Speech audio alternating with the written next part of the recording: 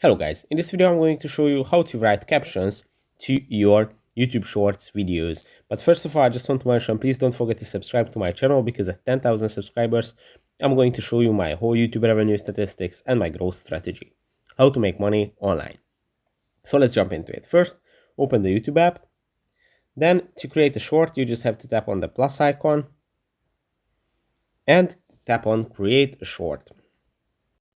And it's going to open up your shorts camera, and from here you have two choices. You can either upload a clip from your gallery by tapping on the bottom left corner, or you can start recording by tapping on the record button. And from here you can add the text to your caption to your video by tapping on the check mark and tapping on the not the timeline, the text icon, and here you can type in anything and create a caption for your video. And when you are done, you just close it and you can place it anywhere you want.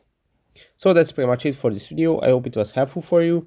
If it was, please consider subscribing and see you in the next one. Bye bye.